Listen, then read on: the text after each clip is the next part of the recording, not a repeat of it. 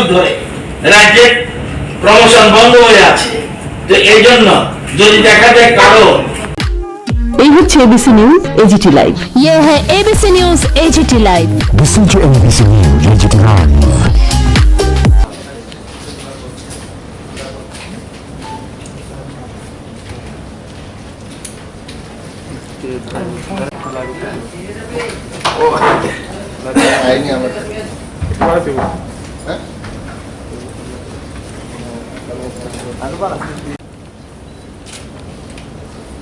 আজকে রাজ্য মন্ত্রিসভা এক যুগান্তকারী সিদ্ধান্ত গ্রহণ করেছে। আমার মনে হয় যেসব রাজ্যে এই সমস্যাগুলি আছে তারা ত্রিপুরাকে ফলো করে এই সিদ্ধান্ত তারা গ্রহণ করবে। Appointment on promotion and other basis as one-time measure to the state government employees due to pending finalization of SLP 19765 19767 of the other Punaro in the Honorable Supreme Court of India proposal thereof. রাজ্য মন্ত্রিসভা সরকারের কাজ কর্মে আরো গতি আনার জন্য কর্মচারীদের স্বার্থে এসসি এসটি ইউআর সকল কর্মচারীদের স্বার্থে উন্নয়নের গতিকে আরো গতিশীল করার জন্য এক ঐতিহাসিক সিদ্ধান্ত আজ গ্রহণ করেছে এবং এটা সম্ভব হয়েছে রাজ্যের মাননীয় মুখ্যমন্ত্রী বিপ্লব কুমার দেবের পজিটিভ দৃষ্টিভঙ্গির কারণেই। আমরা জানি কর্মচারীরা রাজ্যের সৈনিক, তাদের স্বার্থ বিসর্জন দিয়ে কখনো ত্রিপুরাকে এক ত্রিপুরা শ্রেষ্ঠ ত্রিপুরা আমরা বানাতে পারবো না। এই উপলব্ধি থেকেই এই সিদ্ধান্ত। আপনারা জানেন বহু এসটি এসসি ইউআর সকল কর্মচারীদের স্বার্থ ক্ষুণ্ণ হচ্ছিল। ওরা কোনো প্রমোশন না পেয়ে, কোনো বেনিফিট না পেয়ে দীর্ঘ বছর ধরে তারা রিটায়ারমেন্টে চলে যাচ্ছিল এবং আগামী দিনেও কবে সুপ্রিম কোর্টের রায় হবে এটা কেউ জানে না। তো এই অবস্থায় আধিকারিকদের সুষ্ঠু ক্যারিয়ার ম্যানেজমেন্ট এর জন্য পদোন্নতি খুবই জরুরি এবং অনেকের ডিমোটিভেশন হচ্ছিল।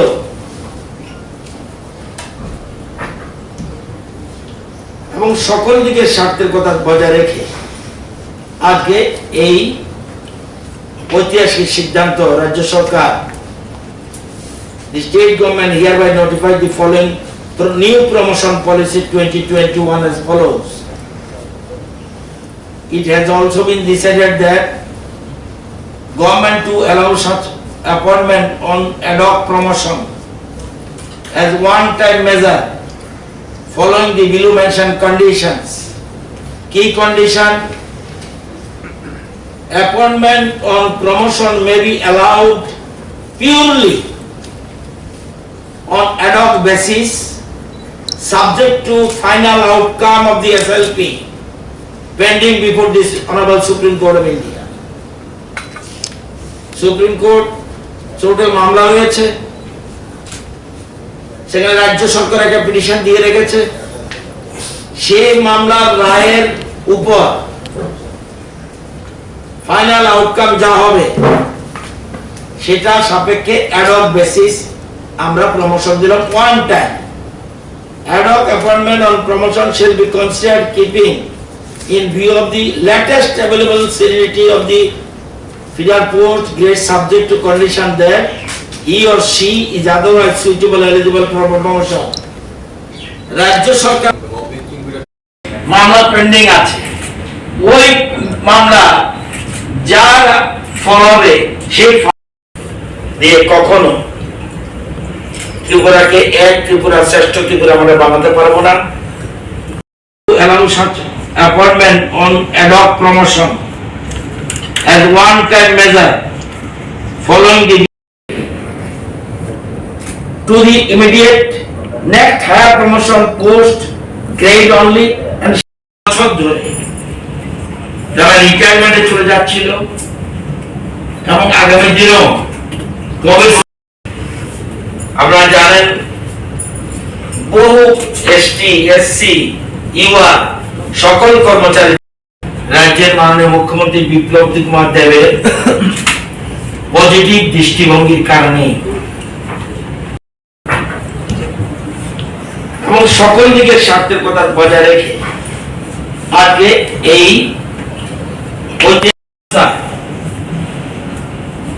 আধিকারিকদের সুষ্ঠু ক্যারিয়ার ম্যানেজমেন্ট এর জন্য এটা সিলেক্ট এই যে প্রমোশন দিলাম, এই যে প্রমোশন দেওয়ার জন্য আজকে প্রমোশন পলিসি ঘোষণা হলো, এটা একটাই সাথে সাথে মাননীয় মুখ্য সচিব সমস্ত সেক্রেটারিদের নিয়ে আর্জেন্ট মিটিং করেছে। এটা আপনাদের জানিয়ে রাখলাম। আজকে ক্যাবিনেটের সিদ্ধান্ত হওয়ার সাথে সাথে সেক্রেটারি, চিফ সেক্রেটারি সমস্ত সেক্রেটারিদের নিয়ে জরুরি মিটিং করেছে এবং ক্যাবিনেটের সিদ্ধান্ত জানিয়ে দেওয়া হয়েছে। সুতরাং সংশ্লিষ্ট দপ্তর যার যার প্রয়োজনীয় ব্যবস্থা গ্রহণ করে ফাইল মুভ করবে। যে আমরা আর্থিক দিক থেকে আছি, আমরা আমাদের সমস্ত রকম এগুলি এসুরেন্স আছে, আমরা চেষ্টা করছি যত কমিয়ে আনা যায়। যদি একসাথে না হয় বছর কমিয়ে কমিয়ে আনা যায় কিনা সেটাও চিন্তা করছি। আমরা ধরতে পারলাম না একদম শুরু থেকে সব রেগুলার পারলাম না, কিন্তু কমিয়ে কমিয়ে 4 বছর কিংবা 3 বছর এরকম করা যায় কিনা সেটাও চিন্তা করছি। একসাথে তো অনেকগুলি বোঝা দিয়ে রেখেছে। এই বোঝার মধ্যে 1.5 বছর চলে গেছে করোনা, তাহলে আমরা সময় পেলাম মাত্র 1.5 বছর, কিন্তু এটাও মাথায় রাখবেন। আজকে জানেন তো ভারতবর্ষে কালকে একদিনে 1.5 লক্ষ 1,49,000 ভ্যাকসিন পপুলেশন অনুসারে ভারতবর্ষে কোন রাজ্যে আছে কিনা খবর নেবেন। আজকেও এর মধ্যে 1 লক্ষ পেরিয়ে গেছে ভ্যাকসিন। মানুষ এখন ত্রিপুরা রাজ্যের পজিটিভ দৃষ্টিভঙ্গি নিয়ে এগোচ্ছে। এটা দেখবেন আপনি ভারতবর্ষে কোথাও পাবেন কিনা, খুব কম। বড় বড় অন্ধ্রপ্রদেশ বিগ স্টেট পপুলেশন ছেড়ে দিন, এমনিতে আমাদের থেকেও কম, 1,30,000 বোধ হয়। তেলেঙ্গানা আমাদের থেকে কম, আমাদের থেকে বড়। উত্তরাখণ্ড আমাদের থেকে বড়, আমাদের থেকে কম। আসামে আমাদের থেকে বেশি, কিন্তু তাদের পপুলেশন কয় কোটি? অ্যাবাউট 4 কোটি। তাহলে আমাদের 36 লক্ষ 40 লক্ষ মানুষের মধ্যে আমরা এই জায়গায় এনেছি। আচ্ছা, 2 দিন আগে যে এতে বেকার জন্য কর্মসংস্থানের পদ খোলা হবে। নিচের দিকে যখন খালি হবে অটোমেটিক্যালি পোস্ট আরো ভ্যাকেন্ট থাকবে, তো সেগুলি ফিল আপ করা যাবে। আজকে এই গুরুত্বপূর্ণ সিদ্ধান্ত আমার মনে হয় ভারতবর্ষে কোন সরকার, কোন রাজ্য সরকার এরকম সাহসী মুখ্যমন্ত্রী, যাকে বলে সাহসী মুখ্যমন্ত্রী, যেভাবে সিদ্ধান্ত গ্রহণ করেছে, সুপ্রিম কোর্টের প্রতি শ্রদ্ধা জানিয়েছে, হাইকোর্টের প্রতি শ্রদ্ধা জানিয়েছি। আমরা সবাইকে শ্রদ্ধা জানিয়ে আমাদের ডেভেলপমেন্ট ওয়ার্ক, আমাদের জনস্বার্থ কোনো মতে যাতে বিঘ্নিত না হয় সেদিকে আমরা বজায় রেখে আমরা সিদ্ধান্ত মন্ত্রিসভা গ্রহণ করেছি। আমার মনে হয় ভারতবর্ষে বহু রাজ্যে এই সমস্যা রয়েছে, তারা নিশ্চয়ই আজকের পরে এই আমাদের যে পলিসিটা, এটা অ্যাডভোকেট জেনারেলের মতামত নেওয়া হয়েছে, ল ডিপার্টমেন্টের মতামত নেওয়া হয়েছে, ফাইনান্স ডিপার্টমেন্টের মতামত নেওয়া হয়েছে, এসসি ডিপার্টমেন্টের মত নেওয়া হয়েছে, এসটি ডিপার্টমেন্টের মত নেওয়া হয়েছে। যত ডিপার্টমেন্ট আছে সবাই বেশ কয়েকদিন ধরে আলোচনার পর আজকে এই ঐতিহাসিক সিদ্ধান্ত আজকে ক্যাবিনেট মঞ্জুরি দিয়েছে। এটা নোটিফিকেশন, এই নোটিফিকেশন আপনারা প্রয়োজনে নেবেন। লিস্ট রয়েছে, সিনিয়রিটি এলিজিবিলিটি লিস্ট রয়েছে, সেই লিস্টের পরিপ্রেক্ষিতে প্রমোশন ওয়ান টাইম দেওয়া হবে। Next, no inter-seniority list shall be determined, published in respect of these ad hoc promotions. এটাতে সিনিয়রিটি ফিক্সড আপ করার, এটা সিনিয়র এই যে প্রমোশন দিলাম, এই যে প্রমোশন দেওয়ার জন্য আজকে প্রমোশন পলিসি ঘোষণা হলো, এটা একটাই প্রমোশন এবং এই প্রমোশনটা দিয়ে আবার আমি সিনিয়রিটি ডিমান্ড করতে পারবো না। কারণটা দিল্লিতে মামলা পেন্ডিং আছে, ওই মামলা যার ফল হবে সেই ফল দিয়ে এটাকে বিচার বিবেচনা করা হবে। Benefit of the ad hoc appointment on promotion shall be available to accommodate a candidate to the immediate next higher promotion post grade only, and such benefit shall not be considered to accommodate the same candidate to multiple higher post grade without prospective effect. যদি দেখা যায় এর মধ্যে, আপনারা জানেন 2015 থেকে বহু বছর ধরে রাজ্যের প্রমোশন বন্ধ হয়ে আছে। তো এই জন্য যদি দেখা যায় কারো 2-3টা পোস্ট প্রমোশন পেন্ডিং হয়ে আছে, সেই ক্ষেত্রেও একটাই প্রমোশন হবে এবং সেটা হবে অ্যাড হক বেসিস। কারণ এরপরে দুটো বেনিফিট পাওয়ার কোনো সুবিধা নাই, কারণ case is pending before the supreme court. To create supernumerary posts, administrative department shall assess the number of posts to be created to materialize the promotion as per above procedure and inform the total number of posts so determined to finance department. No further concurrence of finance department is required. যদি দেখা যায় কোন দপ্তরে যদি দেখা যায় promotion দিতে গিয়ে এসসি একটা আটকে গেল, ব্যাঘাত হলো, এসটি ব্যাঘাত হলো বা ইউআর ব্যাঘাত হলো, সাথে সাথে ডিপার্টমেন্ট সুপারনিউমারি পোস্ট ক্রিয়েট করে তাকে প্রমোশন দেবে। অর্থাৎ সকল স্তরে এর ফলে রাজ্য সরকারের অর্থ ভান্ডার থেকে প্রচুর অর্থ বেরোবে, কিন্তু ডেভেলপমেন্টের স্বার্থে, উন্নয়নের স্বার্থে, পাবলিক ইন্টারেস্টে এটা করতে হয়েছে, যাতে কর্মচারীদের তাদের সেই প্রমোশনটা দেওয়া যায়। সেই জন্য বলা হয়েছে যে এসসি, এসটি, ইউআর যারই একটা প্রমোশন দিতে গিয়ে যদি দেখা যায় কোনো ব্যাঘাত হচ্ছে, সাথে সাথে ডিপার্টমেন্ট সুপারনিউমারি পোস্ট করবে, ফাইন্যান্সকে শুধু জানাবে, কিন্তু ফাইন্যান্সের কনকারেন্সের কোনো প্রয়োজন লাগবে না। এবং আপনারা জানেন দি ad hoc appointment on promotion shall not be treated as regular appointment of promotion. এটাকে রেগুলার অ্যাপয়েন্টমেন্ট অফ প্রমোশন বলা হয়, ad hoc promotion, temporary promotion বলতে পারেন। অর্থকারী বেনিফিট সবকিছু পাবে, বাট এটা রেগুলার প্রমোশন নয়, কারণ সুপ্রিম কোর্টে মামলা রয়েছে। The ad hoc appointment on promotion as per guidelines illustrated above shall be started in the highest grade of cadre. উঁচু থেকে শুরু হবে, কারণ উঁচু থেকে প্রমোশন ফিল আপ করতে করতে নিচের দিকে আসবে, কারণ ওখানে যখন ফিল আপ হবে নিচের দিকে খালি হবে, ফিল আপ হবে খালি হবে, এরকম ভাবে প্রমোশন দিতে দিতে নিচের দিকে আসবে। কোর্টে যায় আপনি জানেন 10,323 দিয়েছে, জানেন আমরা যাইনি। আমি কথা কি বুঝাতে পেরেছি, আমরা যাইনি, পোস্ট ক্রিয়েশন ছিল না, আমাদের একটা আইনি ব্যাখ্যা দরকার ছিল, আমাদের একটা আইনি ব্যাখ্যা দরকার ছিল। তৎকালীন সময় যারা সরকারে ছিল, সেখানে পোস্ট ক্রিয়েশন ক্যাপ্টেন অ্যারেঞ্জ করে রেখে যেতে হয়।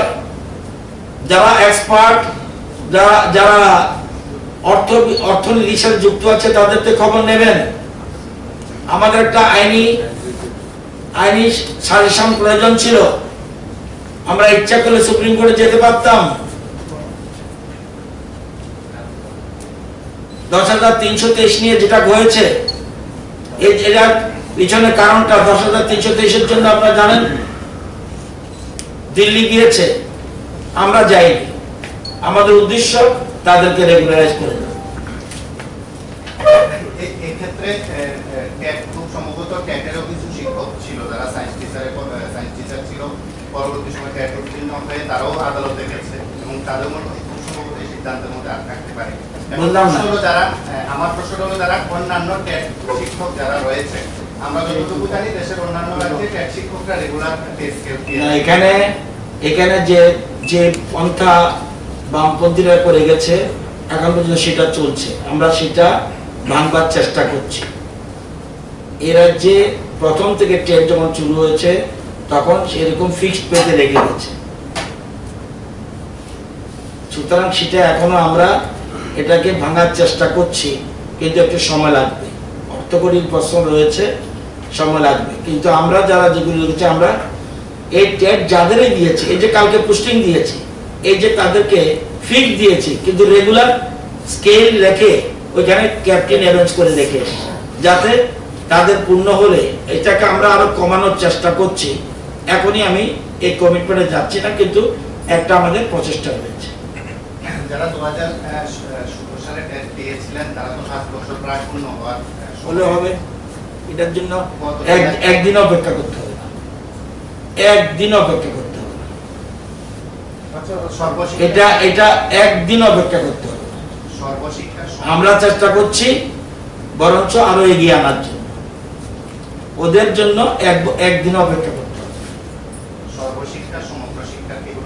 অলরেডি সর্বশিক্ষার ব্যাপারে দিল্লিকে চিঠি দেওয়া হয়েছে, কারণ জাজমেন্টের মধ্যে কতগুলি বিষয় আছে, এর টাকা কোত্থেকে আসবে হাইকোর্টের জাজমেন্টে এর উল্লেখ আছে। সেই জন্য আমরা দিল্লিকে জানিয়েছি দিস ইজ দ্য জাজমেন্ট, এখন তুমি টাকা কিভাবে করবে হেল্প করো। আমরা পজিটিভ, আমরা সোজা কথা, আমাদের রাজ্যের মুখ্যমন্ত্রী পজিটিভ, আমরা সর্বক্ষেত্রে পজিটিভ, সর্বক্ষেত্রে। আপনার ক্ষেত্রে পজিটিভ মানসিকতা আপনার যার যেমন আছে, তাকে যদি নেগেটিভ মেন্টালিটি হয় তাকেও পজিটিভে আনার জন্য আমাদের প্রচেষ্টা চলছে, এবং আশা করি কিছু বছর পর এ রাজ্যের মানুষের নেগেটিভ থিঙ্কিং অনেকেরই থাকবে না। সায়েন্স টিচার তো আদালতে যাওয়ার পর রেগুলার পে স্কেল দিয়েছে, সেটা ধরে নেওয়া যাক আপনার কাছ থেকে আন্তরিকতা হতে পারে সরকারের, আমাদের কাছ থেকে মনে হচ্ছে আদালতে না গেলে তাদের রেগুলার নাও হতে পারে। এটা আপনার দৃষ্টিভঙ্গি, ঠিক আছে, সেটা তো বলছি আপনাদের দৃষ্টিভঙ্গি পজিটিভ। এবার এই পজিটিভ দৃষ্টিভঙ্গিতে অন্যান্য যারা অনিয়মিত কর্মচারী রয়েছে আর কতদিন?